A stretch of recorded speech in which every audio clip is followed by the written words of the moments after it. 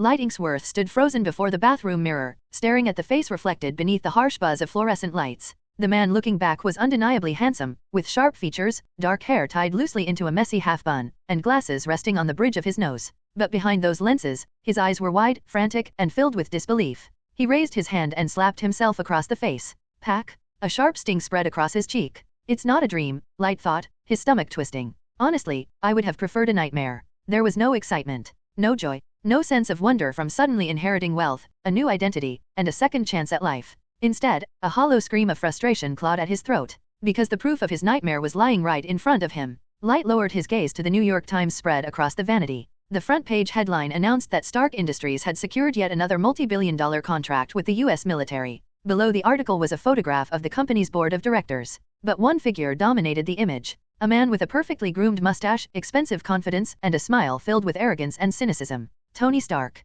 A cold sweat broke across Light's neck. This is the Marvel Universe. The realization hit him like a hammer. It did not matter whether this was the comic continuity, the cinematic universe, or some twisted alternate version. Either way, he was in deep trouble. Running from the United States before the events of Infinity War would not save him. New York might be ground zero for disaster after disaster, but when Thanos snapped his fingers, distance would become meaningless. Geography would not matter. Borders would not matter. Luck would. It was a cosmic coin toss. Heads, he lived. Tails, he turned to dust. The entire universe was a slaughterhouse waiting for its butcher. There was nowhere to run. Light picked up the newspaper again, his eyes scanning the smaller articles. Beneath the Stark Industries report was an editorial debating the so-called mutant threat. His expression darkened. Great, he thought bitterly. So it's not just the MCU. Avengers and X-Men exist too. Some kind of alternate Marvel universe. The danger had just doubled. For a long moment, Light considered his options. He could panic. He could curl up in a corner and wait for some alien, mutant, god, or cosmic horror to end him.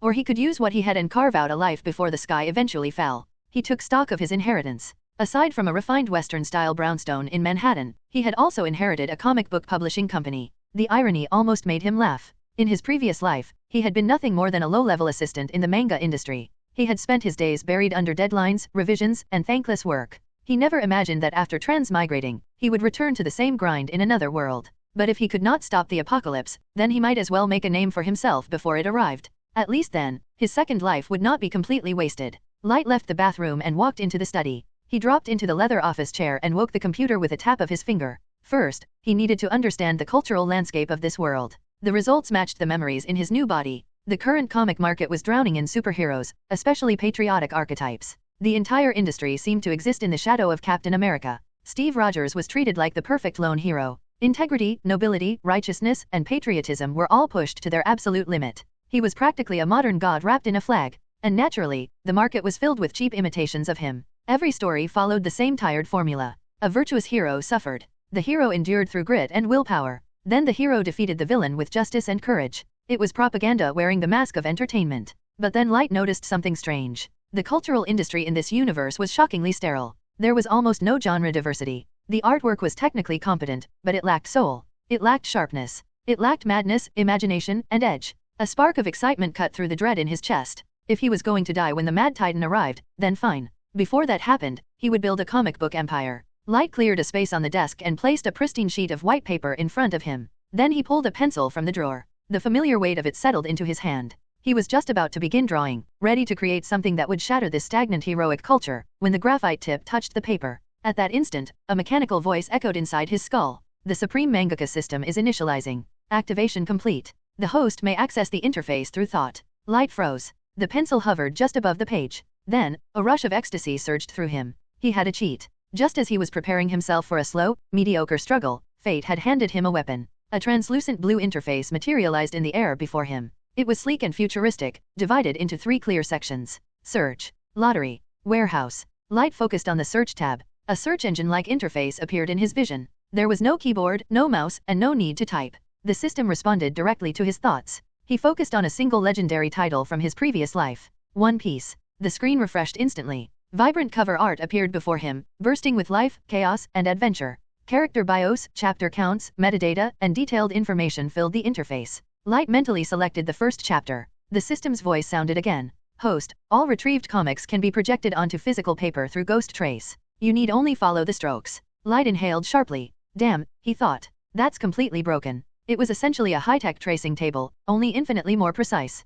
His expression changed. He reached toward the floating interface and discovered that, to him, it was tactile. He could touch it, move it, control it. Light grabbed the floating window, rotated it, and carefully laid it flat over the white sheet of paper on his desk. With a pinch of his fingers, he adjusted the size until the image fit perfectly. The moment the digital interface aligned with the physical page, something extraordinary happened. A faint glowing phantom image seeped onto the paper. It was a perfect blueprint. Light stared at it in awe. This is incredible. Even a person with no artistic talent could recreate a masterpiece in minutes by tracing those phantom lines. For someone like him, a man with no remarkable talent or skill worth mentioning, this was nothing less than a god-tier artifact. Light did not waste another second. His hand flew across the page. Line after line appeared beneath his pencil with mechanical precision. Before long, the first page was complete. He checked it against the original in his memory. Flawless. Adrenaline surged through him. Then he swiped to the second tab. The lottery. At the top of the interface was a counter. Fan value, 0. Beneath it sat a digital roulette wheel, pitch black and surrounded by an ominous, mysterious aura. Light narrowed his eyes. What exactly does this do? He asked aloud, his voice echoing through the quiet study. Each published work generates fan value. The lottery consumes fan value to extract abilities, items, or characters from published works. Light's breath caught slightly. The system continued. Fans are divided into 4 tiers. Ordinary fan provides 1 fan point per month. Sincere fan provides 10 fan points per month. Loyal fan provides 100 fan points per month. Fanatic provides 10,000 fan points per month. 10,000. Light frowned, calculating quickly in his head. That level of devotion is rare. You might see it with pop stars, but comic artists? Most people don't worship the person holding the pen. Host, this tier of fan is more intense than a celebrity stalker. They view the creator and the creation as divine. Light rubbed his chin. Understood. And the cost? Each draw requires 100,000 fan points. The higher the amount consumed, the greater the probability of obtaining high-tier rewards. Light raised an eyebrow. So theoretically, I could pull something god-tier for the base price of 100,000. Theoretically, yes. A smirk slowly appeared on Light's face. He understood systems like this. Theoretically meant the odds were microscopic. But microscopic was not the same as impossible. He glanced at the third tab. Warehouse. It was empty. A digital void waiting to be filled with lottery rewards. No starter pack. No free gift. No beginner blessing. Light returned to the search tab and stared at the projected interface. If this were only a search engine, then it would be useful for plagiarism and nothing more. But the lottery changed everything. If he published one piece and gathered enough fans, then he could draw rewards from that world. Devil fruits.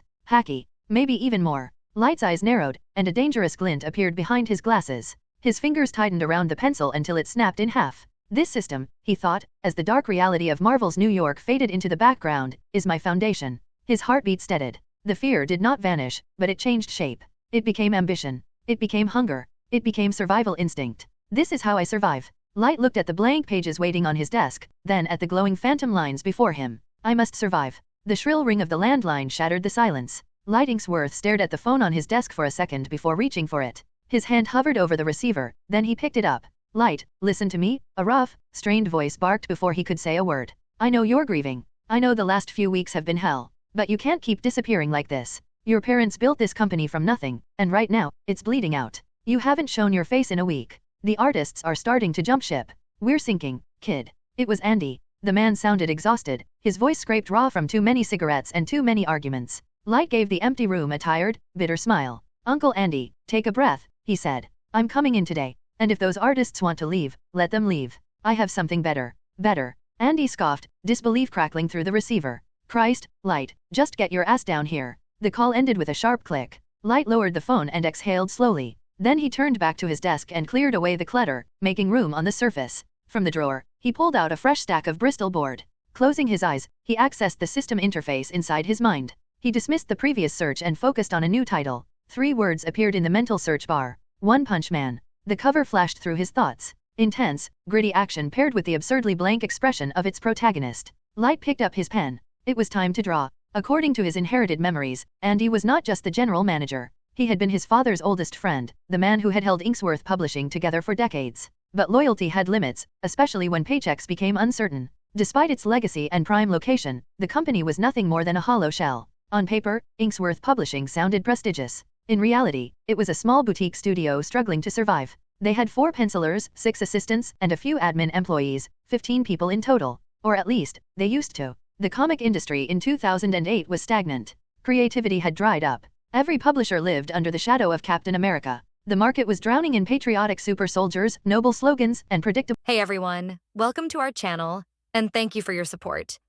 If there's a favorite novel on the channel and you want the next part, you're just one step away. Become a Patreon member and I can make it depending on your tier. Thank you for your attention. Heroism. No one dared to step outside the formula, terrified that one wrong move would ruin them. It was an ecosystem built on cowardice. There were several independent publishers in New York just like Inksworth Publishing. Family-owned, underfunded, and slowly dying as they failed to compete with the giants. But for Light, who now possessed the supreme mangaka system, this stagnation was not a death sentence. It was an opportunity. The bar was so low it was practically buried underground. His hand moved quickly across the page. With the system's ghost trace feature guiding him, his pen flew with supernatural speed and precision. Within an hour, the first chapter was complete. Light slid the manuscript into his leather messenger bag, slung it over his shoulder, and walked out the door. New York City, 2008. The center of the modern world. The moment Light stepped onto the street, the city hit him from every direction. Exhaust fumes, hot asphalt, stale garbage. Horns blared in a chaotic rhythm as yellow taxis forced their way through gridlocked traffic. Light lifted his gaze toward the narrow strip of sky trapped between towering skyscrapers and shielded his eyes from the glare. It felt surreal. He was back in the grind of modern life, but in a universe fundamentally different from the one he knew. Inksworth Publishing was located in Midtown Manhattan, only a few blocks from the chaos of Times Square. Prime real estate, ironically close to the crossroads of the world, surrounded by theaters, corporate offices, and the pulsing heart of capitalism. Light hailed a cab and slid into the worn back seat. The driver, a chatty man with a thick Queen's accent, spent the entire ride talking about the heat wave and the Knicks. Light stared out the window, responding only with the occasional non-committal hum. When they reached the curb, Light handed him a crisp bill and waved off the change before the driver could finish complaining about the mayor. "Hey, thanks, boss," the driver called after him, pocketing the generous tip. "You have a blessed day, all right." Light stood on the sidewalk and looked up at the steel and glass building before him. The Inksworth offices were on the 7th floor. Originally, his parents had leased the entire floor, dreaming of expansion. But after the crash, not the economic crash, but the plane crash that killed them, the company had shrunk. Now the empty cubicles were monuments to dead dreams, and the remaining staff lived under constant anxiety. Light pushed through the revolving doors and headed toward the elevator. His conquest of the Marvel Universe started here. 7th floor, Inksworth Publishing. The office felt like a funeral home. Dust drifted through the pale beams of sunlight cutting between the blinds. The air was stale, heavy with silence and defeat. A man with messy hair and ink-stained fingers walked into the main office without looking up. He approached the large mahogany desk at the far end of the room and slid a white envelope across its polished surface. "Andy," he said flatly, "I'm done. Here's my resignation." Behind the desk sat Andy, a burly man with graying hair and tired blue eyes. He stared at the envelope as though it were a live grenade. "You're not even going to consider staying?" Andy asked. "We can renegotiate in a month." The artist shook his head. "There's nothing to negotiate, Andy. The ship is sinking." He turned and walked out without another word. "Damn it," Andy muttered, rubbing his temples. Ungrateful kid. But he knew why they were leaving. It was not just the money. It was Light. The air had not shown his face since the funeral. To the employees, it looked like abandonment. Why would they stay loyal to a company whose owner did not seem to care?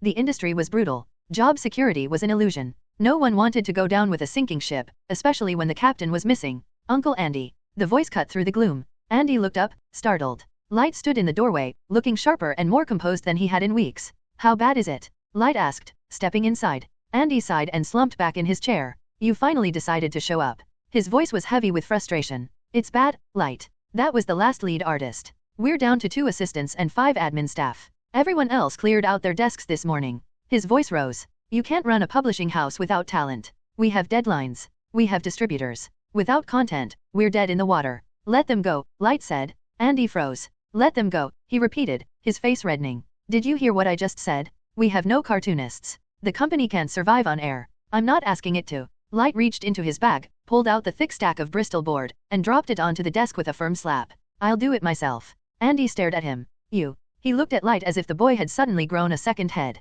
Sure, Andy knew Light had gone to art school, but drawing for a commercial release was a different beast. And writing? Since when did the kid write? Still skeptical, Andy pulled the manuscript toward him. The cover page caught his eye immediately. It was striking, but strange. A man in a yellow suit and white cape stood with his back turned. He was bald. His face was hidden, yet his posture radiated an odd mixture of overwhelming power and complete apathy. Andy frowned. The art was clean, professional, maybe even better than the work of the artists who had just quit. At least the kid had talent. He turned the page. The ruins of City A. A massive purple-skinned humanoid monster stood in the middle of a destroyed skyline. Energy blasts tore through the city with terrifying force, obliterating buildings and civilians alike. "I am the vaccine man. I was created by the Earth to cleanse it of the virus known as humanity." Andy raised an eyebrow. The art was spectacular. He had to admit that much. The destruction felt alive. Every line carried movement, impact, and weight. But the premise? He turned the page again. A small apartment. A bald man in a superhero costume sat in front of the television, watching the news report with a completely blank expression.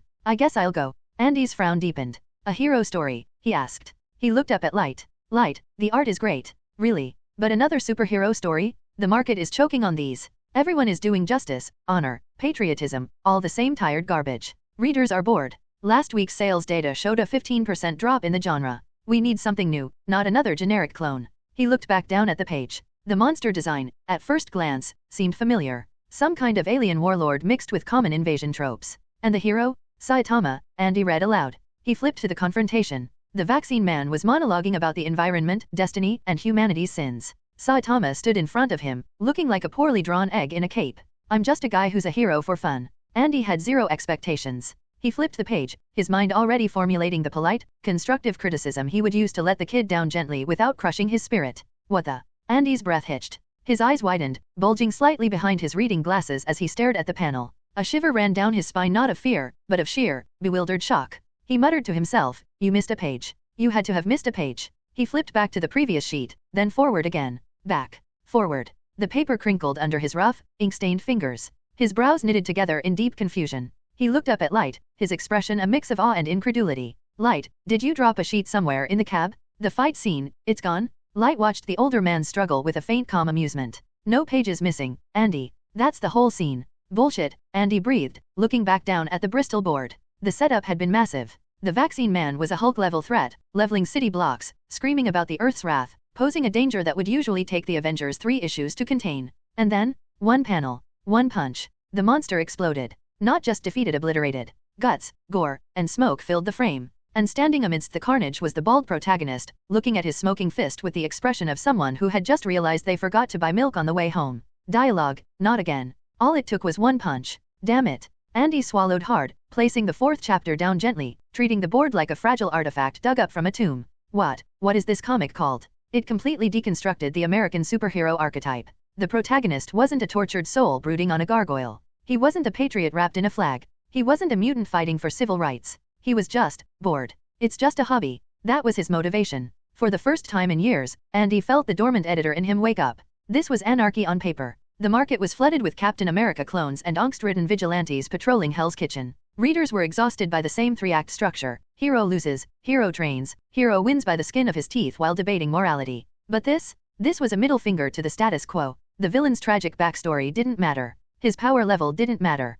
Saitama turned him into paste because he was annoyed. The contrast between the hyper-detailed, gritty art style reminiscent of the old masters and the absurd, anticlimactic storytelling was magnetic. It was illogical. It was messy. It was brilliant. One Punch Man, Light said, leaning back in the leather guest chair, his hands clasped loosely in his lap. One Punch Man, Andy tested the name, rolling it around his tongue. Literal. Blunt. It fits. He looked at the young man sitting across from him. The art. Light, this is top tier. I don't know where you've been hiding this talent, but this quality rivals the best pencilers at the big two. This could actually save us. So, we publish? Light asked. We publish, Andy agreed immediately, but then his face fell slightly as the reality of the business set in. But Light, be realistic. A publishing house can't survive on a single monthly title. You're one person. You can't draw enough pages to fill a magazine by yourself, and you can't keep this quality up without burning out in a week. It was a valid concern. In the comic industry, consistency was king. A missed deadline was a death sentence. Don't worry about my stamina, Uncle Andy. I have more than just this in my head. Light tapped his temple, a confident, almost predatory smirk playing on his lips. He wasn't lying. With the Supreme Mangaka system, he didn't need to brainstorm, draft, or storyboard. He just needed to trace. As long as he had fan value points, he had an infinite library of masterpieces waiting to be localized. Naruto, Bleach, Dragon Ball, he would bring them all to this universe. All right, Andy sighed, resigning himself to the madness. You're the boss. I just hope you know what you're doing. Light stood up, walking over to the window. He looked out over the grim, gray skyline of Manhattan. Far in the distance, Stark Tower gleamed like a beacon of arrogance, a reminder of the power scales of this world. We're going to make some changes, Light said, his tone shifting to cold business. The anthology magazine. Rename it. Rename it? To what? Shonen Jump. Shonen Jump. Andy frowned at the foreign words. What kind of name is that? It means boys jump. It's a new demographic I want to target. Light lied smoothly, repurposing the legendary brand from his past life. From now on, all my works will be serialized in it. We're scrapping the current lineup. Cancel the contracts for the remaining backlog. Cancel them. Andy started, alarmed. But we own the rights to those stories. We could hire freelancers to finish. No, Light cut him off, his voice leaving no room for argument. Burn them. They're trash. The old era of generic superheroes is over. The core values of Shonen Jump will be friendship, effort, and victory. Everything else is noise. Andy fell silent. He watched Light, seeing a ruthless efficiency that reminded him of the boy's father, but sharper, more desperate. Light wasn't just trying to run a business, he was acting like he was running out of time. They spent the next hour mapping out the strategy. Light spoke of animation studios, merchandising, and global distribution. He wanted to own the entire supply chain. Andy didn't know about Thanos. He didn't know about the Chidori invasion that was looming over the timeline like a guillotine blade. But Light did. He knew that in this universe, money wasn't just for luxury, it was for bunkers, for technology, for buying a seat on the lifeboat. He needed fan value, and he needed it yesterday. Finally, they wrapped up. Let's go talk to the staff, Andy said, grabbing his jacket. They're probably thinking we're filing for bankruptcy right now. The outer office. The mood in the bullpen was heavy, suffocating. The few remaining employees huddled together near the water cooler, whispering in hushed tones. What do you think is happening in there? Resignation or bankruptcy? Pick your poison. God, it's not easy to find a gig in this economy. The heavy oak door to the executive office creaked open. The whispering died instantly. Andy stepped out, Light trailing a step behind him. The old manager clapped his hands, his voice projecting a confident authority that he hadn't felt in months. All right, listen up. Nobody is getting fired. In fact, we're pivoting. We have a new flagship title starting production immediately. He held up the manuscript of One Punch Man. I need layouts, I need lettering, and I need this ready for print by Friday. He didn't mention the author was the college-aged owner standing behind him. That would only invite skepticism from the veteran staff. Let the work speak for itself first. He walked Light to the elevators, the tension in the office dissipating into a buzz of confused but hopeful activity. As they reached the elevator bank, Andy pressed the down button. He turned to Light, his expression softening into something paternal. Light, I'll handle the business side. You just focus on the art. And don't forget you're still a student. Empire State University isn't cheap, and your parents wanted you to finish your degree. The elevator arrived with a soft ding. The brushed steel doors slid open. Light stepped inside, turning to face Andy. The shadows of the elevator shaft obscured his expression, making him look older, harder. I haven't forgotten, Light said. Oh, and Uncle Andy? One last thing. Yeah, change the company name on the registration. Andy blinked, confused. Change it? Inksworth Publishing has been the name for 30 years. What are we changing it to? Light's eyes seemed to gleam in the dim light of the elevator car. Marvel Entertainment. The door slid shut, sealing Light inside. Andy stood alone in the hallway, the name echoing in the silence. Marvel. He whispered, tasting the word. It sounded arrogant. It sounded massive. Powerful. Bold. Andy smirked, shaking his head as he turned back to the bullpen. The kid might actually pull this off. Stepping out of the Inksworth building, soon to be the headquarters of a media empire, Light Inksworth shielded his eyes against the harsh glare of the midday sun. He looked up at the steel monolith, a sense of proprietary pride swelling in his chest. The future belongs to Marvel, he murmured to himself. The sentiment was grandiose, maybe a little arrogant, but he believed it. The sun, however, didn't care about his ambitions. It beat down on the pavement with oppressive heat, the kind that made the air above the asphalt shimmer. Light squinted, rubbing the spots from his vision, and merged into the lunchtime crowd. The streets of Midtown were a chaotic river of humanity. Businessmen barking into blackberries, tourists walking too slowly, and the endless yellow stream of taxis. The heat was stifling, wrapping around the city like a wet wool blanket. Light needed food. His stomach twisted, a reminder that while his mind was filled with cosmic plans, his body was still very human. He ducked into a retro-style burger joint on the corner, the kind with checkerboard floors and red vinyl booths. The air inside was cool and thick with the scent of grilling beef, frying oil, and sugary malt. Table for one, Han, a waitress with a pot of coffee in hand asked, popping gum. Yeah, by the window. Light slid into a booth that offered a view of the street. He liked watching the city move. It was research. These were the people he needed to capture, the minds he needed to enthrall with his stories. He ordered quickly a double bacon cheeseburger, a basket of seasoned fries, and a vanilla Coke. The taste of pure Americana. As he ate, tuning out the clatter of plates and the sizzle of the grill, a sound cut through the noise. Gar. It was a stomach growl. But not a normal one. It sounded deep, resonant, almost like tectonic plates grinding together. Light paused, a fry halfway to his mouth. He looked up. Standing on the other side of the plate glass window was a girl. She couldn't have been more than 12 or 13. She wore a strange, frilly purple dress that looked like it belonged at a cosplay convention rather than a dirty New York sidewalk. Her hair was dark, her skin pale. But it was her eyes that caught him. They were fixed on his cheeseburger with an intensity that was terrifying. She pressed closer to the glass, her small pink tongue darting out to lick her lips. Gar. The sound vibrated through the glass. Light blinked. That noise came from her? It sounded like a starving lion. She didn't look away when their eyes met. She just stared at the food, her expression a mix of desperation and hope. Light sighed. He wasn't a charity, but he wasn't heartless. He waved his hand, gesturing for her to come inside. The girl didn't hesitate. She didn't look for a parent or check for traffic. She bolted for the door, the bell jingling violently as she rushed to his table.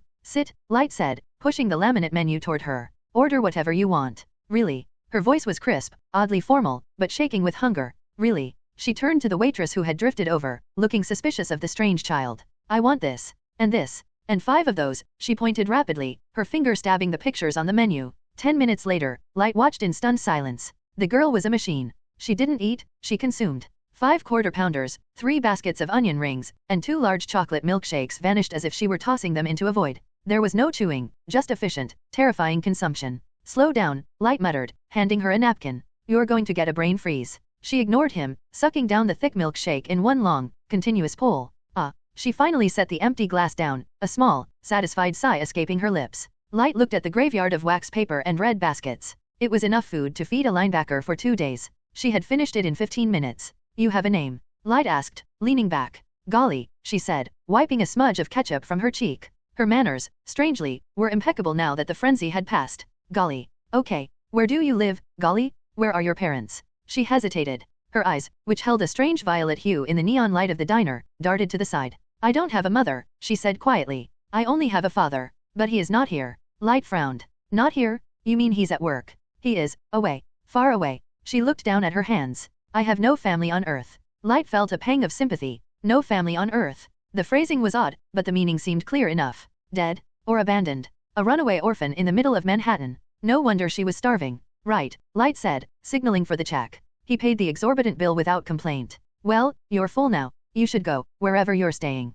A shelter. He stood up and walked out of the diner, stepping back into the oppressive heat. He hadn't gone 10 feet when he felt a presence behind him. He stopped and turned. Golly was 2 steps behind him, looking up with wide, expectant eyes. Kid, Light sighed, rubbing his forehead. You can't follow me. I bought you lunch. Transaction over. But I have nowhere to go, Golly said, her voice steady. And you have high energy. I have what? Light shook his head. Look, I'm busy. I have a company to run. I can't babysit. I won't be a burden, she insisted, taking a step closer. I just need proximity. Light opened his mouth to tell her no firmly, but the words died in his throat. Screech. The sound of rubber shredding against asphalt tore through the air. Light spun around toward the intersection. A massive 18-wheeler delivery truck had blown a tire. The trailer whipped around violently, jackknifing across the avenue. It was sliding sideways, uncontrolled, a 20-ton wall of steel barreling directly toward the sidewalk where they stood. Screams erupted from the crowd. People scrambled, tripping over each other in a panic. Shit. Light's instincts kicked in. He didn't think, he lunged.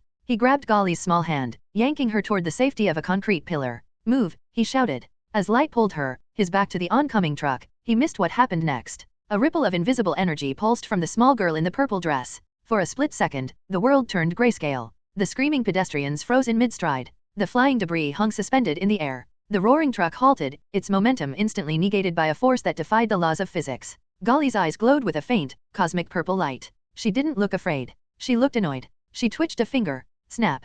Time resumed with a deafening crash. But the truck didn't hit them. Light braced for impact, squeezing his eyes shut, but the crunch of metal came from the wrong direction. He opened his eyes, panting. The truck was there, but it was facing the wrong way. It had spun a perfect, impossible 360 degrees in the space of a heartbeat, coming to a dead halt 10 feet away from them. The driver was slumped over the wheel, unconscious but alive. Smoke billowed from the tires, but the truck sat perfectly still, as if placed there by a giant hand. Light stared at the vehicle, his heart hammering against his ribs. What the hell? He looked around. The pedestrians were just as confused. Physics said that truck should have flattened the sidewalk. Instead, it had pirouetted like a ballerina. Lucky, Light breathed out, his voice shaking. We got lucky. He looked down at Golly. She looked completely unbothered. She was just staring at him, her hand still in his. Are you okay? He asked, checking her for injuries. I am fine, she said. I am still hungry, though. Light laughed. It was a hysterical, short bark of a laugh. You're unbelievable, kid. He looked at the chaos forming around the truck, sirens wailing in the distance, people pulling out flip phones to take pictures. He didn't want to be here when the cops started asking questions. He hailed a taxi that was inching around the wreckage. Get in, Light said, holding the door open. Golly climbed into the back seat, smoothing her dress. Light slid in beside her, giving the driver his address. As the cab pulled away from the scene, the adrenaline began to fade, leaving him exhausted. He looked at the girl. She had no family. She had almost just died, or so he thought. And for some reason, she was looking at him like he was the most interesting thing in the universe. Fine, Light said, rubbing his temples. You can crash at my place for a few days. Until we figure out what to do with you. Golly stared at him with a grateful look. Thank you, she said. I promise I will not eat your furniture, she added with a serious expression. Haha. Light laugh in a cringe, hearing Golly's joke. He stared out the window, oblivious to the fact that he had just invited a cosmic entity into his home. The apartment was a converted industrial loft in Chelsea, spacious but filled with the stagnant air of a place that hadn't really been lived in for weeks. Light unlocked the heavy steel door and ushered Golly inside. She stepped in, her violet eyes scanning the room with the clinical detachment of a health inspector or a predator assessing a new hunting ground. It's not much, Light said, tossing his keys into a bowl. But it's secure. He sat down on the leather sofa, burying his face in his hands for a moment. The adrenaline of the truck incident was wearing off, replaced by the cold, hard realization of what he had just done. I am an idiot, Light thought, massaging his temples. I just brought a random child home. In New York City. This is how you get arrested for kidnapping. He looked up at the girl. She was standing in the middle of the room, looking at a lamp as if she had never seen electricity before. All right, Golly. Look at me, Light said, his voice serious. She turned, her expression blank. If you're going to stay here, and that's a big if, we need to figure out your situation. I can't just keep a minor in my apartment. The police, child services, people ask questions. Do you have any family? An aunt? A grandmother? Anyone I can call? Golly blinked slowly. I told you, my father is away. I have no other kin on this planet. Right, the away father, Light sighed. He assumed away meant prison, or perhaps he was a deadbeat who bought a milk and was never able to return. It wasn't uncommon. What about school? Or a foster home? You had to come from somewhere. I traveled, she said vaguely. I do not require a specialized institution. Light groaned internally. She was stonewalling him. Either she was a runaway who didn't want to go back to a bad situation, or she was in shock. Okay, look, Light said, standing up and pacing. I'm going to let you crash here tonight because I'm not going to throw a kid out onto the street. But tomorrow, I have to make some calls. We need to find out who you are legally. I can't be your guardian just because I bought you a burger. He looked at her small, fragile frame and felt a wave of self-recrimination. He was a businessman now. He was supposed to be conquering the media world, not running an unlicensed daycare for mysterious runaways. I'm an idiot, he muttered to himself. A total idiot. Golly tilted her head. Your cognitive functions seem adequate. Thanks, Light said dryly. Make yourself at home. Don't touch the stove. Don't open the door for anyone. Light retreated to his drafting table in the corner of the loft, needing to drown his anxiety in work. The hum of the city filtered through the window. He needed to build a backlog. One Punch Man wasn't just about the jokes. If he wanted to hook the Marvel Universe, a universe obsessed with heroism, he needed to show them what a hero actually was. He accessed the system. Ghost trace, active. He skipped ahead. The introductory arcs were fun, but he needed something with emotional weight to solidify the series in Andy's mind and the public's consciousness. He began to draw the Deep Sea King arc. His pen flew across the Bristol board. He wasn't drawing Saitama this time. He was drawing a cyclist. A man with no powers, wearing cheap plastic armor and riding a bicycle. Moomin Rider. The scene took shape under his hand, the rain pouring down on a destroyed city. The Deep Sea King, a towering, terrifying monster that had effortlessly crushed S-class heroes, looming over the broken form of the Moomin Rider. Scritch, scritch. The sound of the pen was rhythmic, hypnotic. Light didn't hear the door creak open. He didn't notice the small figure standing in the doorway until a shadow fell across his desk. Golly stood there, watching. She didn't speak. She just observed the ink forming on the page, her eyes tracking the movement of his pen. She watched as Light drew the Moomin Rider standing up, bloodied and broken, facing a monster he had zero chance of defeating. She read the dialogue in the speech bubble Light had just lettered. It's not about winning or losing. It's about me taking you on right here, right now. Golly frowned. The concept seemed to offend her logic. Why? She asked, her voice cutting through the silence. Light didn't stop drawing, assuming she was just being a curious kid. Why what? Why does he fight? Golly pointed a pale finger at the Moomin Rider. He is weak. He has no special abilities. That aquatic organism will terminate him in the next panel. It is illogical to engage in combat with a 0% probability of victory. Why doesn't he flee? Light stopped. He looked at the drawing, then at the girl standing beside him. Because that's what a hero is. A hero is someone with superior firepower, Golly stated matter-of-factly. Like the Captain America human on the television. They fight because they can win. No, Light said, turning his chair to face her. That's a soldier. Or a weapon. He tapped the image of the Moomin Rider. In this world and in the one I'm creating, power doesn't make you a hero. It's the spirit. This guy knows he's going to lose. He knows he's going to get the crap kicked out of him. But he stands there anyway. He stands there because if he runs, nobody else is left to protect the people behind him. Light looked into Golly's violet eyes, trying to explain humanity to a child who seemed strangely detached from emotion. Humanity is complex. We're fragile. We break easy. But sometimes, the weakest among us have the strongest will. That's the charm of this story. Saitama has godlike power but is bored. Moomin Rider has no power but has the heart of someone worthy of having power. That contrast, that's why this story is unique. Golly stared at the drawing for a long time. She looked at the desperate determination etched into the Moomin Rider's ink-stained face. Humans are inefficient, she concluded, her brow furrowing. And strange. Light chuckled, patting her on the head. You're just a kid. You'll understand when you're older. Golly stiffened slightly at the contact, her eyes narrowing. If Light knew who or what she was, he would have been trembling in terror. To call a being of her nature young was an insult of cosmic proportions. But she didn't smite him. Instead, she felt a familiar twisting sensation in her midsection. Grrrrrrrrrrrrrrr. The sound was like a subway train passing directly under the floorboards. The vibration rattled the pens on the desk. Light froze. He closed his eyes and sighed deeply. Golly. My energy reserves are depleted, Golly said, clutching her stomach, her face devoid of shame. The efficiency of Earth food is remarkably low. Light looked at the clock. It had been 3 hours since she ate 5,000 calories worth of burgers. You're going to bankrupt me before I even release the first issue, Light groaned, standing up. I can't believe I'm doing this. Golly looked up at him, a faint, almost innocent smile playing on her lips. I require sustenance, Guardian. Light grabbed his wallet, resigned to his fate. Fine. But first of all, you talk weird. Second, we're getting pizza this time. Volume over quality. And tomorrow, we are definitely finding out where you came from. Midtown High School, Queens. The afternoon sun baked the pavement, turning the asphalt of the school driveway into a shimmering mirage of heat. The final bell rang, releasing a flood of teenagers into the humid embrace of a New York summer. They spilled out of the double doors, a chaotic sea of backpacks, laughter, and the sticky lethargy that came with the end of the semester. A sleek, silver-gray limousine idled at the curb, an island of obscene wealth amidst the sea of public school mediocrity. Students slowed as they passed it, whispering and casting envious glances. Everyone knew whose car it was. Peter, you sure you don't want a ride? We can hang out at the penthouse, Harry Osborn asked, leaning against the open door of the limo. I can't, Harry. I have to get home and prep, Peter Parker replied, adjusting the strap of his worn backpack. He looked every bit the stereotypical nerd plaid shirt, glasses sliding down his nose, and an earnest expression that bordered on painful. The field trip to the Oscorp genetics lab is tomorrow. I want to read up on Dr. Connor's latest papers on cross-species genetics before we go. It's going to be huge. Right, the science trip, Harry sighed, shaking his head with a good-natured smirk. You realize my dad owns the building, right? I could just get you a private tour. It's not the same, Harry, Peter insisted. Harry's attention drifted. He caught a flash of red hair in the crowd. Mary Jane Watson was walking with a group of friends, her laughter ringing out like a bell. She looked radiant, even in the stifling heat. Harry straightened up, running a hand through his hair, his cool rich kid mask sliding instantly into place. Hey, Harry. Peter. A voice called out from the sidewalk, interrupting Harry's attempt to catch MJ's eye. Peter squinted through his glasses. Hey, is that Light? Light Ingsworth stood near the gate, leaning casually against the brick wall. He looked older, sharper than the high schoolers, wearing a crisp button-down that defied the humidity. Light. Peter's face lit up.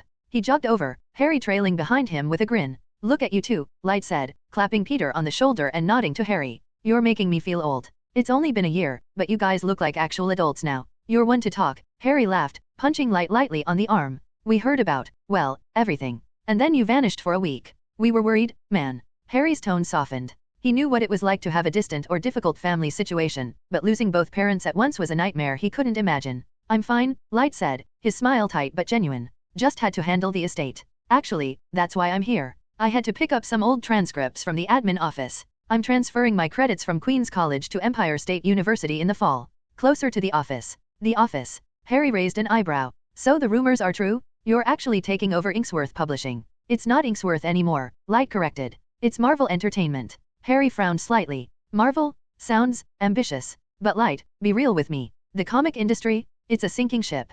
Print media is dying. Dad says it's a terrible investment. Your dad knows bioengineering and weapons contracts, Harry. He doesn't know stories, Light said, his voice carrying a quiet confidence that made Harry pause. Buy a copy tomorrow. You might change your mind. They chatted for a few more minutes, the easy rhythm of old friendship taking over. Light looked at Peter, the boy who would be Spider-Man. If Peter was going to the genetics lab tomorrow, the spider bite was imminent. The age of heroes was about to begin. Catch you guys later, Light said, checking his watch. Don't get into trouble. We won't, Peter promised. Light watched them walk away. Not yet, anyway, he thought. The bell above the door jingled as Light stepped out of the oppressive summer heat and into the cool, dust-mote-filled air of the art supply store. It was a small, cramped shop tucked away on a side street, the kind that smelled of cedar wood, graphite, and old paper. Behind the counter sat an old man with slicked-back white hair and tinted sunglasses, despite being indoors. He was leaning back in his chair, flipping through a copy of the Daily Bugle with a look of mild amusement. We're closing in 10, kid, the old man said without looking up. His voice was gravelly but carried a strange, energetic cadence. Make it quick. I know what I need, Light said, moving to the aisle stocked with specialty imports. He bypassed the standard microns and brushes. He needed precision. He needed tools that could handle the kinetic energy of the scenes he was about to create.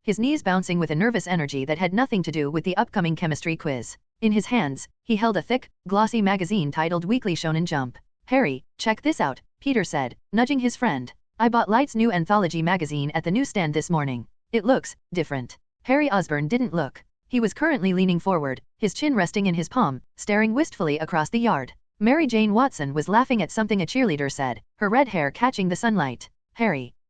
Oh, right. The comic. Harry finally tore his eyes away from MJ, glancing down at the magazine in Peter's hands with mild disinterest. His brow furrowed. A bald guy? In a cape.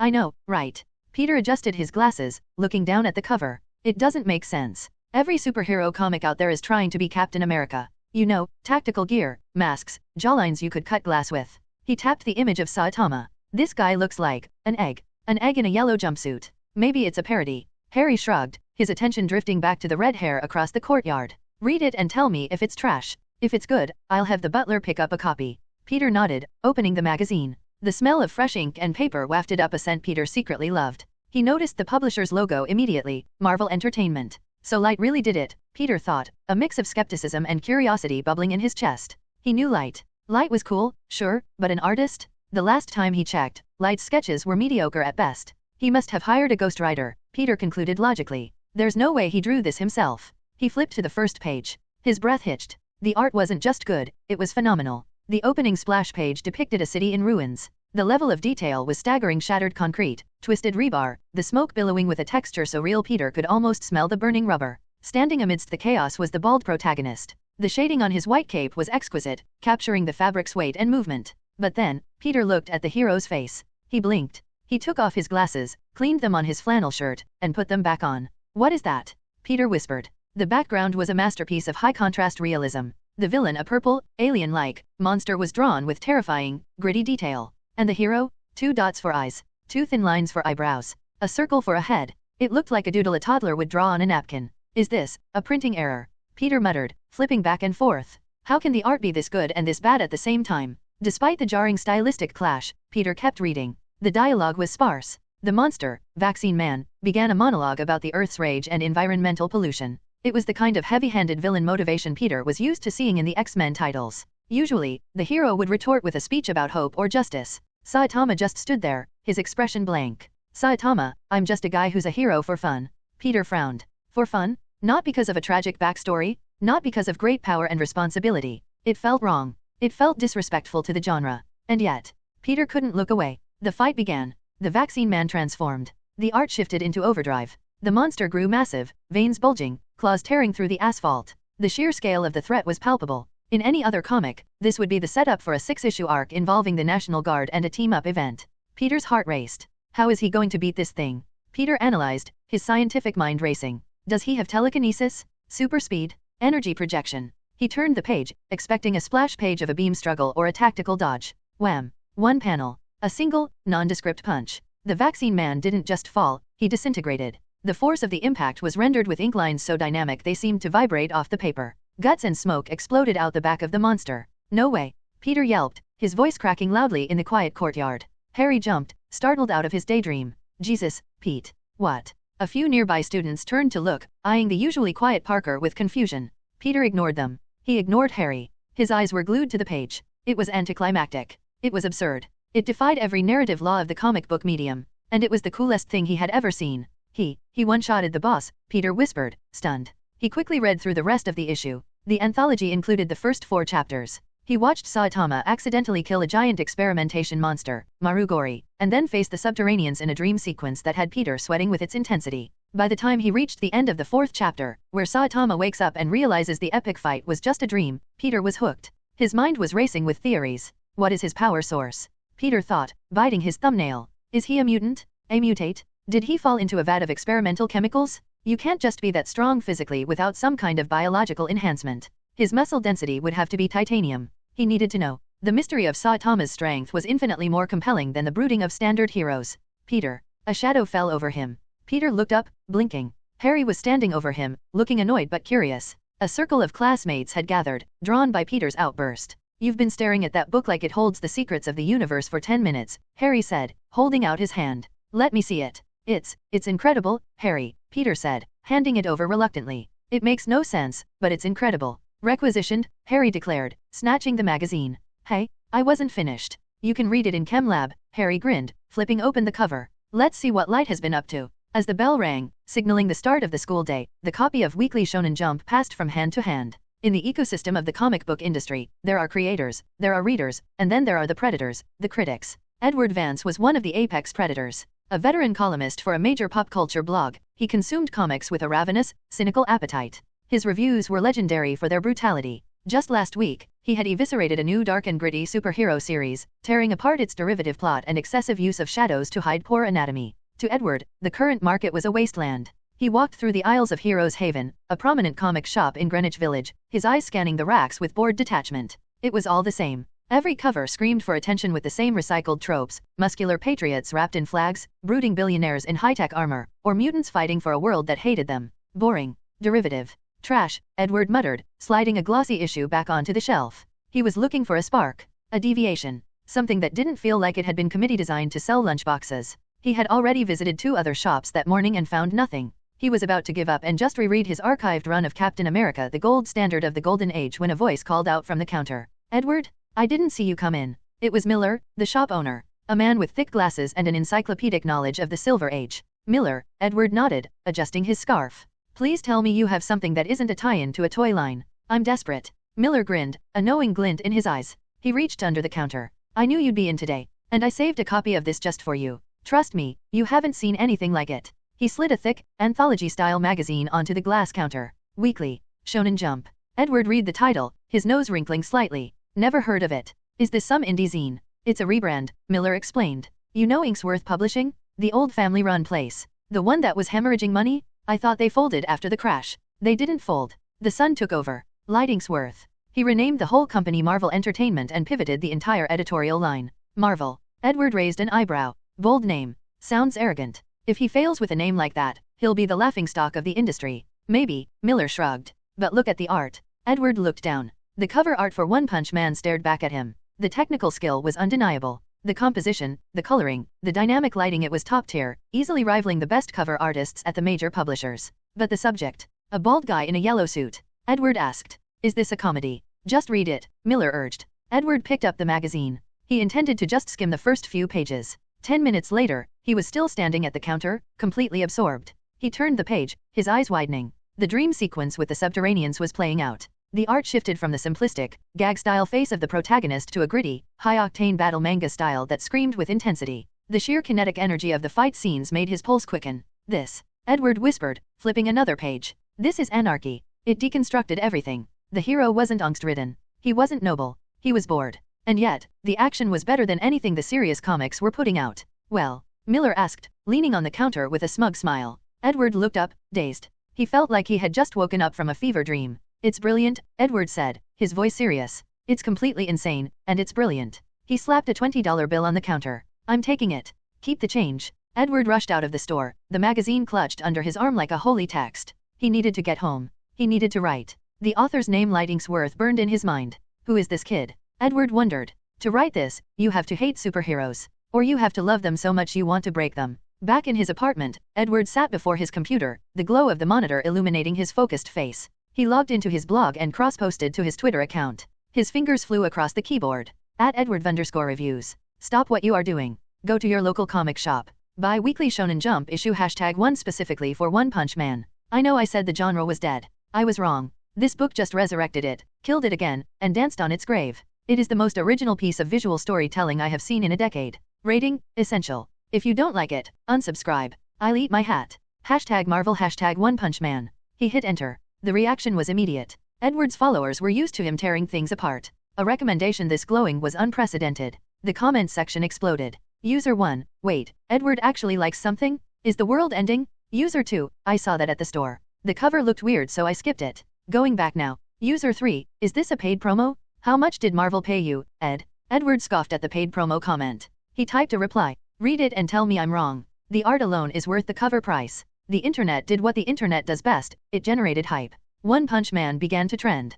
People who had never bought a comic in their lives were intrigued by the buzz. Hardcore collectors, trusting Edward's notoriously difficult taste, scrambled to get first printings. By early afternoon, the situation in New York City had shifted from curiosity to a frenzy. At Heroes Haven, Miller stared at the line of people snaking out the door and down the block. Do you have the jump thing? A teenager at the front of the line asked breathlessly. Sold out, Miller said, wiping sweat from his brow. We sold out an hour ago. Groans of frustration rippled down the line. I called 3 other places, someone shouted from the back. Nobody has it. Miller looked at the empty shelf where the stack of Shonen Jump had sat this morning. He had ordered 50 copies, thinking it was a risk. He could have sold 500. Damn it, Miller muttered, grabbing the phone to call the distributor. Hello. Yes, I wanna order 100 copies more. Yes, yes. Thank you. Across the city, and soon across the country, the same scene played out. The One Punch Man phenomenon had begun. Comment. For comment. Vote. Chapter 8, Issue Number 8, The Stagnant Pool. The comic book industry of the Marvel Universe, whatever designation this reality held, was a creature of habit.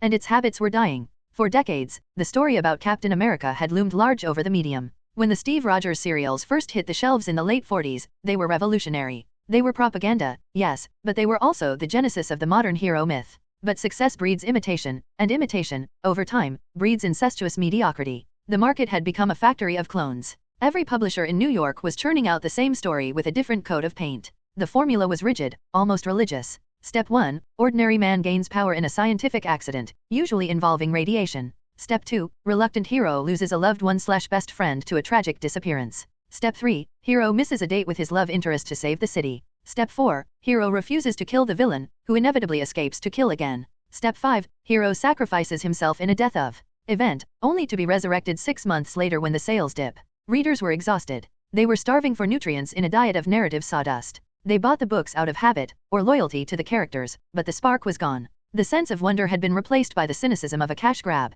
It was a stagnant pool waiting for a stone to be thrown. One Punch Man wasn't just a stone. It was a boulder dropped from orbit. It didn't care about the formula. Tragic backstory? Limit broken by doing push-ups. Moral dilemma about killing? Splat. Though will he survive? Tension? He's bored because he can't lose. It was a deconstruction so violent and so funny that it made the serious books look ridiculous by comparison. And like a drug to an addict who had built up a tolerance, the fresh hit of One Punch Man sent the market into immediate withdrawal symptoms for the old stuff. Marvel Entertainment, formerly Inksworth Publishing, Midtown Manhattan. The office was a war zone of ringing telephones. Marvel Entertainment, please hold. Yes, I said hold. No, sir, we are currently out of stock on the first printing. The second printing is at the press now. 500 copies? For a single store in Jersey? I can give you 50. The 7 remaining employees of the newly christened Marvel Entertainment were fielding calls with 2 phones each. The air in the bullpen was electric, smelling of stale coffee and panicked excitement. Andy moved through the chaos like a general in the heat of victory. His tie was loosened, his sleeves rolled up, and his face was flushed with a color that hadn't been there in years. Hope.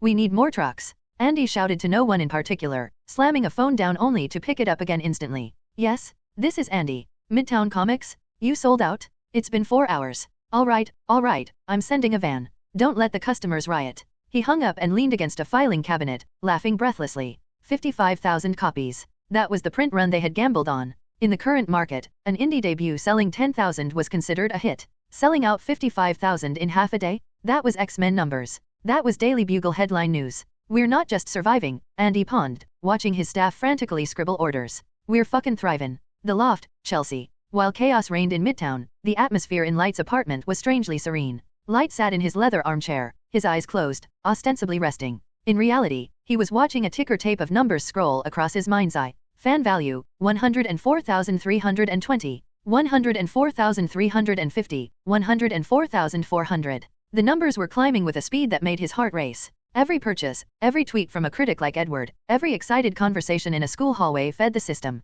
He had crossed the 100,000 threshold. That meant he had enough for his first high-tier lottery draw. A grin tugged at the corner of his mouth. This is it, Light thought. The foothold. With this, I'm not just a civilian anymore. I'm a player. Across the room, Golly sat on the floor, surrounded by empty pizza boxes. She watched Light with a mix of curiosity and disdain. To the cosmic entity in the form of a little girl, seeing a human smile at nothing was a sign of low intelligence. Ring, ring. Light's cell phone buzzed on the side table. He opened his eyes, the blue interface of the system fading into the background. Hello, Light? You genius? You magnificent bastard. Andy's voice was so loud Light had to hold the phone away from his ear. Did you check the news? We're trending? Top 5 on Twitter? The distributors are begging for restocks. We're printing money, kid. Light leaned back, crossing his legs. I assume the 55,000 are gone. Gone? They evaporated? I've got the printer running 24/7. Light, listen to me. People are calling it the new Captain America. We're going to be the pillars of the industry. Light's expression remained cool. Calm down, Uncle Andy.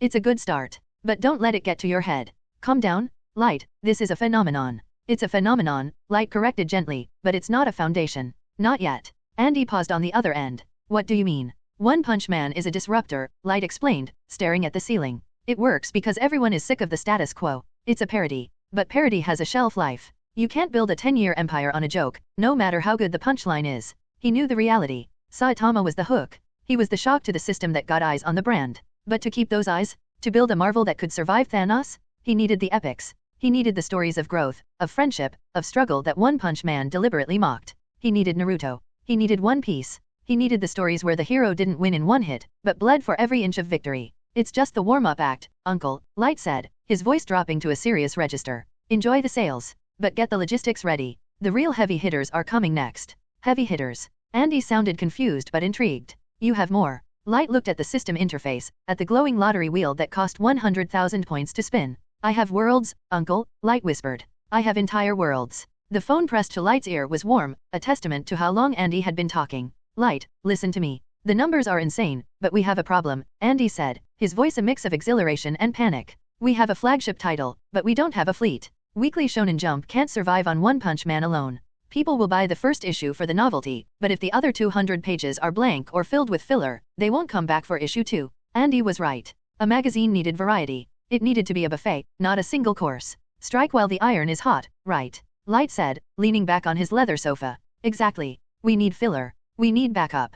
Do we hire freelancers? I can make some calls, get some of the guys who left DC. No freelancers, Light cut him off. I'll handle it. I'm adding 2 new titles to the lineup starting next week. There was a pause on the line. Then, a sputtered sound of disbelief. 2? Light, are you crazy? You're already drawing a weekly series. Adding 2 more? You'll be dead of exhaustion in a month. I know you're young, but burnout is real. I work fast, Uncle Andy. And I'm not drawing them frame by frame from scratch. I have a process. Light glanced at his hand. With the ghost trace function, he wasn't creating, he was printing. His stamina was the only limit, and he had plenty of that. Besides, Light added, his eyes narrowing slightly. We're going to adjust the pacing for One Punch Man, reduce the page count per issue. Make them hungry for it. Throttle the golden goose. Andy sounded skeptical. It's not throttling. It's pacing. If we give them everything now, they'll binge and leave. We need to hook them, then reel them in slowly. The new titles will be the bait that keeps them reading the rest of the magazine. All right, Andy sighed, trusting the boy who had just saved the company. But please, eat something. Sleep. Don't kill yourself for this. I'm building an empire, Andy. Emperors don't sleep. Light hung up the phone and tossed it onto the cushion. Beside him, a distinct crunching sound filled the room. Golly was curled up in the corner of the sofa, a family-sized bag of potato chips in her lap. She was methodically grabbing handfuls and shoving them into her small mouth. You know, Light said, watching her. You look like a hamster. I am suppressing the vibration of my core, Golly said, crumbs falling onto her purple dress. If I do not consume mass, the audio disturbance returns. Right. The growling black hole. Light shook his head. Well, keep eating. I have work to do. Golly swallowed a mouthful. More comics. More comics. Her eyes lit up. Despite her cosmic indifference, she had taken a liking to the stories. They were the only things on this primitive mud ball that seemed to surprise her. Light sat at his drafting desk and summoned the system interface. Fan value, 215,400. The number was beautiful, but Light knew it was a spike, not a plateau. One Punch Man was a viral hit. It relied on the shock of the new. Once the novelty of a bald hero one-shotting villains wore off, the casuals would drift away. To build a true hegemony, one that could rival Stark Industries in influence, he needed depth. He needed stories that hurt. He scrolled through the search library in his mind. Naruto? Dragon Ball? One Piece? No, Light thought, dismissing them. Too slow. They take dozens of chapters to really get going. I don't have time for a slow burn. I need explosions. He needed titles that grabbed the reader by the throat in the first chapter. He needed controversy. He needed shock value. One Punch Man challenged the definition of strength. The next wave needed to challenge the definition of safety. Light's eyes drifted to 2 specific titles in the database. They were shorter, punchier. They didn't rely on hundreds of episodes of filler. One was a story defined by bloody violence, a visceral, gory nightmare that would make the sanitized violence of mainstream comics look like a Sunday morning cartoon. The other was a deceptive trap, a story focused on girls and human nature. On the surface, it might look innocent, but beneath the veneer lay a psychological horror that dissected the human soul.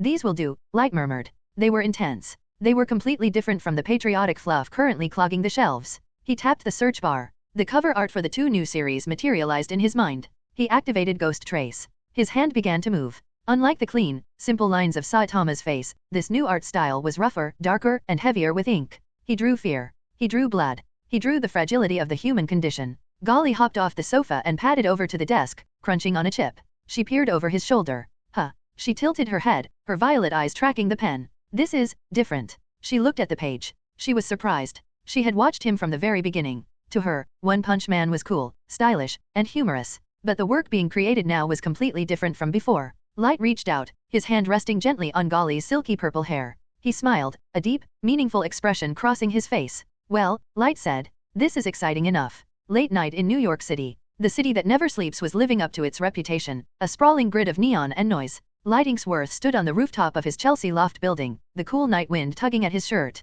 In the distance, the wail of sirens cut through the air, converging on a flickering orange glow in Hell's Kitchen. Another gang war, or perhaps a meth lab explosion. Just another Tuesday in the Marvel Universe. He wasn't watching the fire, though. He was watching the shadows between the buildings. Thwip. A figure swung awkwardly past a water tower 2 blocks away. He wore a red hoodie, blue sweatpants, and cheap welding goggles. His form was terrible. He flailed at the apex of the swing, nearly slamming into a brick wall before correcting himself with a desperate shot of webbing. Light smirked. Peter, he murmured. Looks like the spider bite kicked in. It was the dawn of the age of heroes. And while Peter Parker was out there learning how not to die, Light was up here playing a different kind of game. He checked the time. It was past midnight. The first full day of sales for One Punch Man had concluded. The initial wave of hype had crashed into the market, and now it was time to harvest the results. He summoned the system. Fan value calculation complete. Day 1 total, 280,840 points. Light let out a breath he didn't realize he'd been holding. 280,000, he whispered, a greedy glint in his eyes. It was a massive haul. He estimated that the hype would peak tomorrow as word of mouth spread, likely pushing him over 1 million within the week. But Light wasn't patient. He needed power now. In a world where aliens could invade tomorrow or a Norse god could level a city block by sneezing, being an ordinary human with a magic tracing table wasn't enough security. System alert, host meets the criteria for the high-tier lottery. Minimum cost, 100,000 points per draw. Current pool, One Punch Man, chapters 1 to 4. Light did the math. He could draw twice. He could wait until he had 1 million to do a 10 pull for better odds, but the itch was too strong. Do it, Light commanded mentally. 2 draws. Maximum effort. The digital roulette wheel in his mind spun, a blur of black and gold. Light gripped the railing of the roof, his knuckles white. Please don't be trash. Please don't be Moomin Rider's bicycle. Ding. Congratulations. Reward acquired. Item, Biceps King Serum, prototype, dot. A glass vial materialized in Light's hand. It was warm to the touch, filled with a swirling, viscous golden liquid. Light recognized it immediately. In the manga, this was the steroid developed by Fukujo for his brother, Marugori. One sip turned a normal human into a titan capable of wiping out a city with the wave of a hand. A dragon-level threat. Dangerous, Light muttered, staring at the gold liquid. If he drank this, he would become a god of destruction. He would also become a mindless, naked giant. Hard pass on the side effects, Light decided, slipping the vial into his pocket. But it's a hell of a trump card if I ever get desperate. The wheel spun again. Ding. Congratulations. Reward acquired. Skill fragment, Vaccine Man, Energy Projection, X1, dot. Light blinked. Fragment. System note, high-tier skills are fragmented. Collect shards to upgrade. Current level, 1/10. Do you wish to equip? Equip, Light said instantly. A sensation like lightning arced through his brain. It wasn't painful, but it was intense, a sudden rewiring of his nervous system to channel energy that didn't belong in a human body. He looked at his hand. He concentrated. A ball of blue-white energy, the size of a grapefruit, flared into existence above his palm. The air around it distorted from the heat. It crackled with unstable power. Even at level 1, this thing felt like it could blow a hole through a tank. Incredible, Light whispered, the blue light reflecting in his eyes. I'm not just writing about heroes anymore. I'm becoming one. Light. The voice came from the fire escape door. Light flinched, his concentration breaking. The energy ball dissipated with a soft pop. Golly stood in the doorway, rubbing her eyes. She was wearing an oversized t-shirt Light had given her as pajamas. What are you doing? She asked, yawning. And what was that? Smell. Light asked, hiding his hand behind his back. It smelled like compressed photons. Spicy. She walked over, her nose twitching. Then, her eyes locked onto the table where Light had set down the vial of Biceps King Serum. The golden liquid swirled enticingly. Oh, golly cood. Juice. Before Light could move, she snatched the vial. Wait. Golly, no. Light lunged, but he was too late. With the speed of a starving viper, Golly popped the cork and downed the entire vial in one gulp. Light froze. His blood ran cold. That wasn't juice. That was a high-grade mutagenic supersteroid. Images flashed through his mind, Golly growing 500 feet tall. Golly crushing the Chelsea loft. Golly stomping through Manhattan like Godzilla in a frilly dress. No, Light stammered, backing away. Golly, spit it out. Spit it out. He braced himself for the transformation. He waited for the muscles to tear through her skin, for the ground to shake. Golly blinked. She smacked her lips. Burp. A small, purple cloud of smoke escaped her mouth. Tangy, she noted. But it lacks texture. I prefer solids. She tossed the empty glass vial into the trash can and looked at Light expectantly. Is there more? Light stood there, his jaw practically on the floor. He looked at the girl. She hadn't grown an inch. She didn't even look bloated. That serum turned a human into a skyscraper-sized monster. Golly had treated it like a shot of espresso. You. Light pointed a shaking finger at her. You didn't explode. Should I have? Golly tilted her head. It was just a biological stimulant. Barely a snack. Light slumped against the chimney, laughing hysterically. Of course. She was a cosmic entity. What was a little earth-based mad science to a being that ate physics for breakfast? But Light didn't know that. System, Light muttered to the empty air. You sold me a fake drug. Comment. To comment. Vote. Chapter 10, Issue number 10, The Age of Heroes begins. Hurry up. Light, you are too slow. Golly skipped down the sidewalk of 7th Avenue, hopping over cracks in the pavement like a bunny in a field of concrete. Light Inksworth walked behind her, hands in his pockets, watching her with a mix of amusement and wariness. To any passerby, she looked like an innocent, albeit eccentric, little girl in a purple dress. To Light, she was a walking, talking cosmological anomaly. His mind drifted back to the previous night. She had downed the Biceps King serum, a substance capable of turning a man into a city-destroying titan like it was a shot of apple juice. No transformation. No rampage. Just a burp. The system doesn't give fake rewards, Light reasoned. Which means the variable is her. He looked at her small frame. If a dragon-level mutagen was merely a snack to her, what was her upper limit? She had mentioned a father. A super-powerful boss who consumed even more than she did.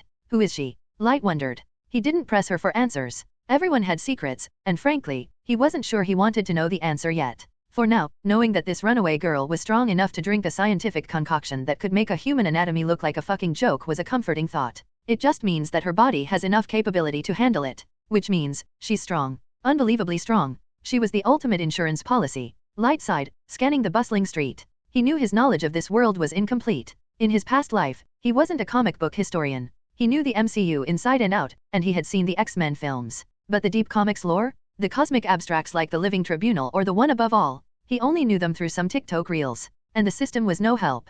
He had tried searching for Captain America or Iron Man in the database, but it returned 0 results. The system doesn't provide any Marvel-related works. It couldn't spoil his future. They reached the edge of Times Square. The sensory assault was immediate. Giant screens flashed with advertisements, news tickers, and stock prices. Light paused, his eyes drawn to a massive LED curved screen above the Disney store. The morning news cycle was dominated by one topic. New York Times, comic industry shakeup.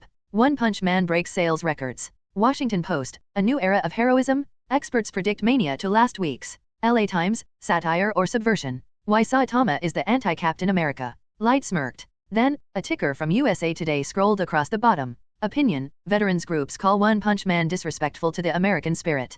Calls for boycott growing. Perfect, Light whispered. In the entertainment business, indifference was death.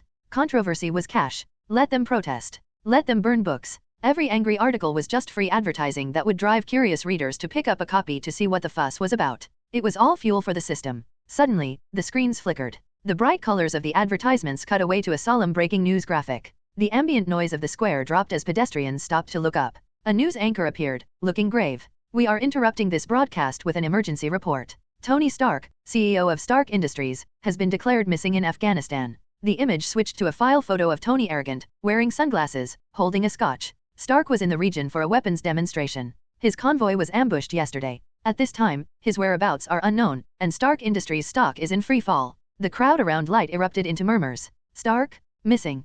Probably kidnapped for ransom. He's done for. Sell the stock. Sell it now. Light stood still in the shifting crowd. It's starting, he thought, a thrill of anticipation running through him. This was Iron Man 1. The Jericho missile demonstration. The cave. The arc reactor. The Age of Heroes wasn't just coming, it had just kicked down the door. The screen switched again. Now, it showed a debate taking place in Washington, D.C. A beautiful woman with fiery red hair stood at a podium. She radiated elegance and intelligence. Jean Grey. Ladies and gentlemen, Jean spoke, her voice calm but passionate. The mutant X gene is not a disease. It is simply the next step in human evolution. We are your neighbors, your children. Are we in danger? A man in the audience interrupted, shouting over her. That's not the point. Answer the question. Can you kill us with your brain? The crowd on the screen cheered for the heckler. Even in Times Square, Light saw people nodding in agreement. Damn muties, a man in a business suit muttered near him. They need to be registered. Light shook his head. Mutant Registration Act, he mused. Naivete. Once aliens started raining from the sky and gods started fighting in Greenwich Village, people would forget all about the mutant threat.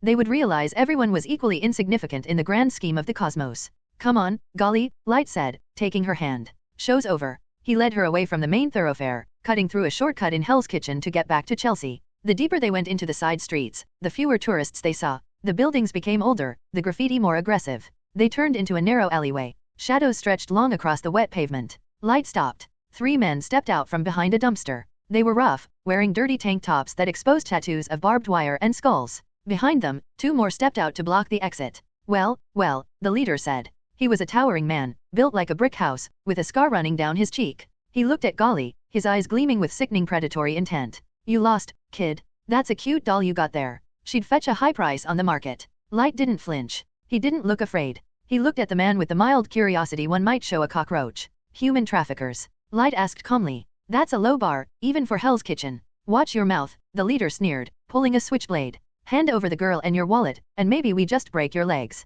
Golly looked at the knife, then at Light. She took a step forward, her eyes narrowing. Light put a hand on her shoulder to stop her. No, Light said softly. I need the practice. Practice. The leader laughed. Get him. The big man lunged, the knife flashing in the dim light. He was fast for his size, but Light didn't need to be an expert martial artist to do what he needs to do. Light raised his right hand. He didn't dodge. He didn't block. He engaged the vaccine man skill fragment. A sphere of blinding blue-white energy coalesced in his palm instantly. The temperature in the alley spiked by 50 degrees in a fraction of a second. The leader's eyes widened. He tried to stop his momentum, but it was too late. Goodbye, Light said cold. Boom. He thrust his palm forward. The energy ball didn't just hit the man, it erased him. There was a wet, sizzling sound as the beam punched a hole the size of a basketball cleanly through the man's torso. The cauterized wound didn't even bleed. The man dropped to the ground like a puppet with its strings cut, his eyes staring blankly at nothing. Silence descended on the alley. The other 4 thugs stood frozen, staring at the smoking corpse of their boss. Then, panic set in.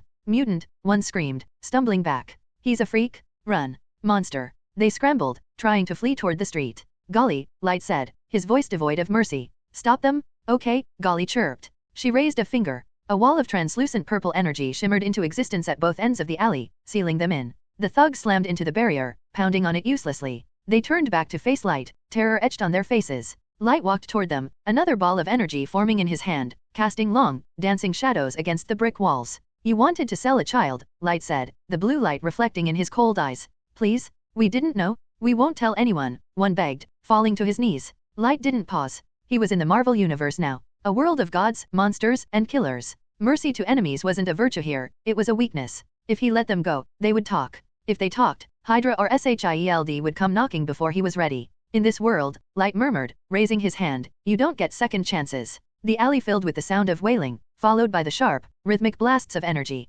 Then, silence returned to Hell's Kitchen. Marvel Entertainment HQ, Midtown. This is the new comic. Andy flipped through the thick stack of sketches in his hand, his tone unreadable. He looked up at Light, skepticism written all over his face. A subject that has nothing to do with superheroes, and it's so bloody, are you sure someone will read this? He knew how many cartoonists had died trying to break away from the mold. Superheroes were the safe bet. They were the easiest to draw and the most profitable. This was a risk. Correct, Light replied, unfazed. He knew exactly what Andy was thinking. The 2 new comics are very eye-catching, Light explained calmly. Uncle, you should know that the superhero market is full. The success of One Punch Man does not mean that we can just keep using that theme forever. Well, you are the boss. You can say anything, Andy sighed, putting the manuscripts down. I'm just worried that some people will say that you are exhausted, that you're running out of ideas. How is it possible? Light laughed. Actually, there is still a superhero theme in my mind, but it is not suitable for publishing right now. Light snorted softly and tapped his temple. It's all in here. That's good, Andy said, looking relieved.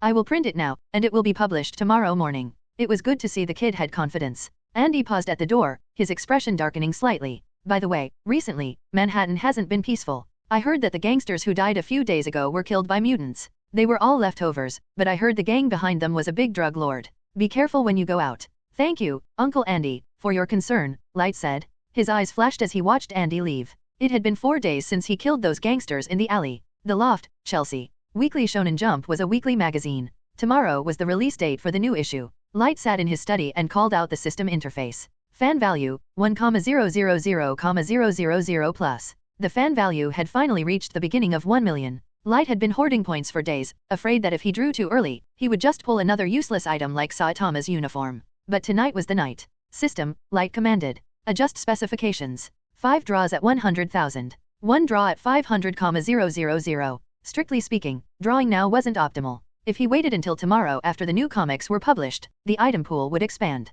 But Light chose to draw now for a reason. One Punch Man had helped him immensely. The items he could get from the other 2 upcoming comics, one about bloody violence, the other about girls, might not be as useful for direct combat. Currently, the pool only contained the first 4 chapters of One Punch Man. If he waited, the pool would dilute. The chances of getting useful things would shrink. He started with the 5 draws of 100,000 fan value. Congratulations, host. You received Saitama's white cloak. Sure enough, Light muttered. I used up all my luck last time. He shook his head and threw the white cloak into the trash without a word. It had no special characteristics, let alone injury reduction. It was just cloth.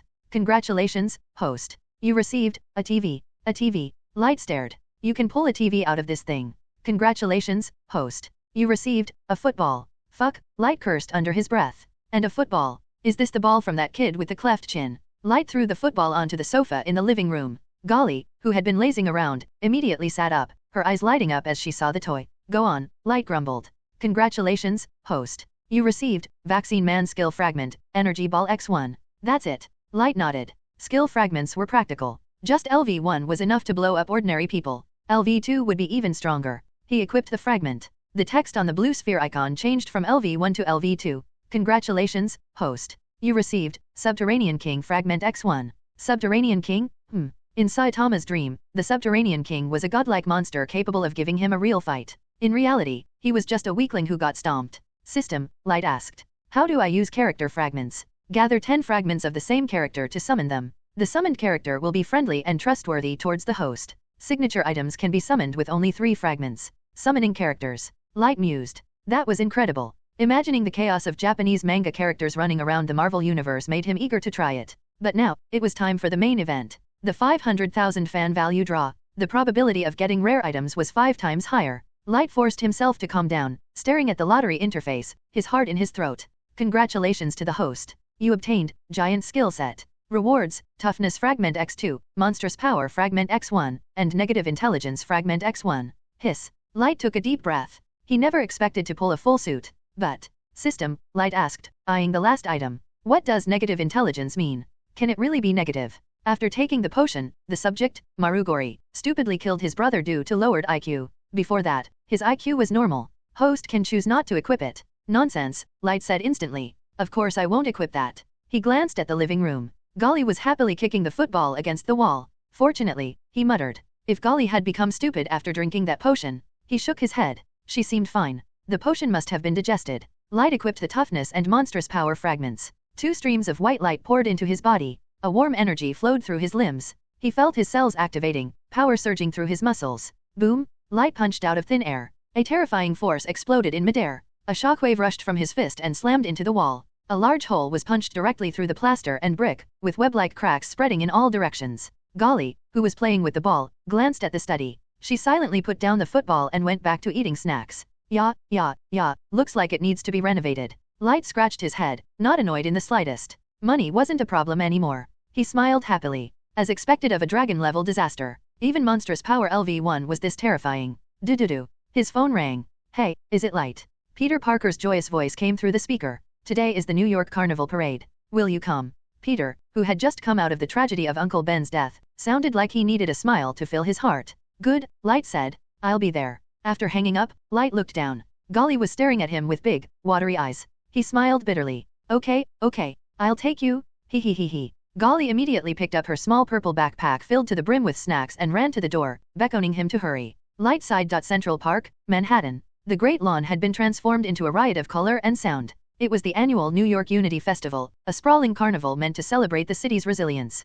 Tents striped in red and white stretched across the grass. The air smelled of popcorn, diesel from the generators, and sugary cotton candy. Above the crowd, oversized balloons bobbed in the breeze. Among the mascots walking the grounds, one figure was surprisingly popular, a guy in a cheap Spider-Man costume posing for photos with tourists. The real Spider-Man, however, was currently standing near the hot dog cart, camera in hand. Light Inksworth stepped out of a taxi on 5th Avenue, instantly regretting his decision. The noise hit him like a physical blow, a cacophony of screaming children, blaring pop music, and the mechanical whir of carnival rides. Golly, it's too loud, Light complained, adjusting his sunglasses. I should be home inking page 12. He was a creature of the studio. He liked silence, ink, and deadlines. This chaotic humanity was exhausting. Golly didn't share his sentiment. She vibrated with excitement, her violet eyes wide as she took in the sensory overload. No, she squealed, grabbing his arm and shaking it. You promised? Fun? Sustenance. Okay, just for an hour. Before he could finish the sentence, she released him and darted into the crowd like a purple blur. Don't eat the people. Light called after her, but she was already gone, following the scent of deep-fried dough. Light sighed. He wasn't worried about her safety. He was worried about the poor vendor who was about to run out of inventory. He wandered through the crowd, hands in his pockets. In the distance, he spotted Peter Parker. The teenager was snapping photos of the crowd, a confident, relaxed smile on his face. Light observed him thoughtfully. Since One Punch Man dropped, the cultural conversation around heroism had shifted. Peter seemed to be leaning into the hero for fun philosophy. He looked less burdened by the weight of the world, less haunted by Uncle Ben's ghost. Is that a good thing? Light wondered. Or is he just repressing the trauma? Light, is that you? A voice broke his reverie. Light turned to see a girl standing near a ticket booth. She wore a black headband, a chic trench coat, and carried herself with an easy, intellectual grace. Gwen Stacy. Light felt a flicker of surprise. He knew her from Empire State University. They shared a few lectures, but seeing her here felt like a collision of plot lines. Gwen, Light nodded. I didn't picture you as a carnival type. Too noisy for a biochem major, isn't it? Peter dragged us out. Gwen laughed, gesturing vaguely toward where Parker was photographing a juggler. He said we all needed fresh air. But I think he just wanted pictures for the Bugle. She stepped closer, her blue eyes sparkling with curiosity. Speaking of pictures, I read the magazine. Peter told me you're the artist behind One Punch Man. Guilty, Light said. It's amazing, she said, her voice dropping to a conspiratorial whisper. But you have to tell me, can Saitama actually beat the Subterranean King? That fight scene at the end of Chapter 4, the king actually made him bleed? Is he finally going to struggle? Light suppressed a smirk. In the original manga, the fight was a dream sequence. Saitama wakes up immediately after, disappointed that it wasn't real. Light had tweaked the pacing in the magazine release to end exactly on that cliffhanger. It's a tough fight, Light lied smoothly. You'll have to buy tomorrow's issue to see the conclusion. That's cruel. Gwen laughed, playfully swatting his arm. You're enjoying this, aren't you? Maybe a little. And what about the new titles? Gwen asked, her eyes bright. Peter said you're launching 2 more series. I wouldn't recommend them for you, Gwen, Light said, his tone shifting slightly. They're visceral, heavy. Don't underestimate me, Inksworth, she teased, crossing her arms. I'm a police captain's daughter. I can handle a little blood. Light looked at her. She was bright, alive, and flirting with him. It was a stark reminder that these weren't just characters on a page anymore. Fair enough, Light smiled. But don't say I didn't warn you. Gwen opened her mouth to reply, a faint blush dusting her cheeks, when a sound tore through the sky. Scree! It sounded like a jet engine grinding against metal. The music in the park died instantly. Thousands of heads turned upward. Hovering above the tree line was a nightmare. A figure clad in emerald green armor stood atop a bat-shaped glider. His face was hidden behind a grotesque, grinning goblin mask. His yellow lenses burned with madness. Out, am I? The amplified voice boomed across the park, shaking the ground. The Green Goblin looked down at the VIP section near the stage, where the board members of Oscorp were seated for the festival. Go to hell. This is a gift. He reared back and threw 2 glowing orange spheres. Pumpkin bombs. Boom, boom. The stage vanished in a fireball. The shockwave shattered the windows of the nearby boathouse and sent people flying like rag dolls. Run. Light shouted, grabbing Gwen's hand.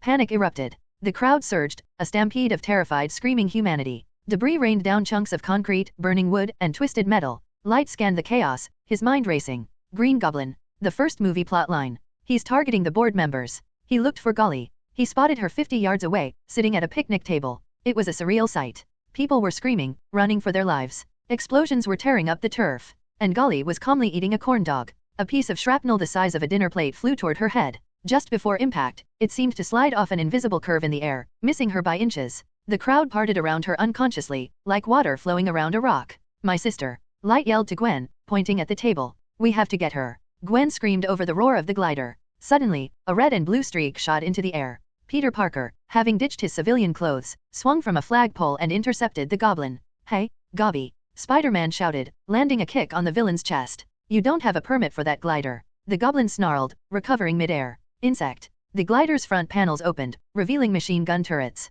Rat-tat-tat-tat-tat. Bullets tore up the ground, chasing Spider-Man as he swung desperately toward the trees. Light dragged Gwen to Golly's table. Golly! Light barked, hoisting the girl up by the back of her dress. We're leaving. Now. But I haven't finished the fried dough, Golly protested, clutching a half-eaten funnel cake. Eat it on the run. Light, look up. Gwen pointed, her face pale. High above, on the balcony of a nearby historic building that overlooked the park, 2 figures were waving frantically. Help! Someone help us! It was Harry Osborn and Mary Jane Watson.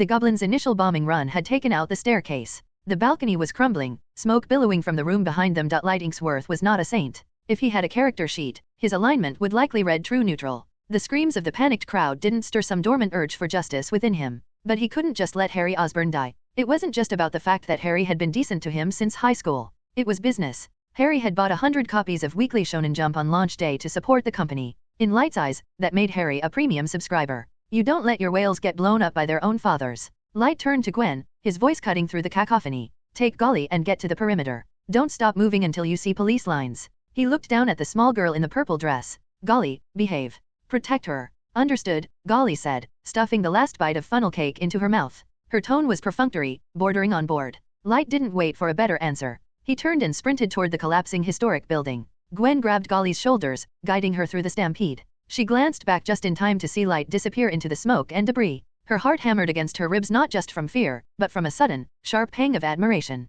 In a crowd running for their lives, he was the only one running toward the fire. Light reached the base of the building. The external staircase was gone, reduced to rubble by the first bombing run. Above him, the balcony groaned. Harry was holding on to Mary Jane, whose legs were dangling precariously over the edge. The stone railing was crumbling under their weight. Hang on, Light shouted. He didn't look for a ladder. He didn't look for a rope. He tapped into the monstrous power fragment he had equipped. Muscles he didn't know he had fired in perfect synchronization. He leaped, catching the edge of the lower masonry with a grip that could crush steel. He hauled himself up the facade with terrifying speed, vaulting over the railing just as the floor beneath Harry began to give way. Harry, grab my hand. Light lunged forward, locking his fingers around Harry's wrist. For a normal human, pulling up the dead weight of two adults while balancing on a crumbling ledge would be impossible. For Light, with the strength of a customized giant flowing through his veins, it felt like lifting a feather pillow. He heaved them up and over the railing in one fluid motion, slamming them onto the safer concrete of the interior hallway. Move, go. Light shoved them toward the back exit. Light.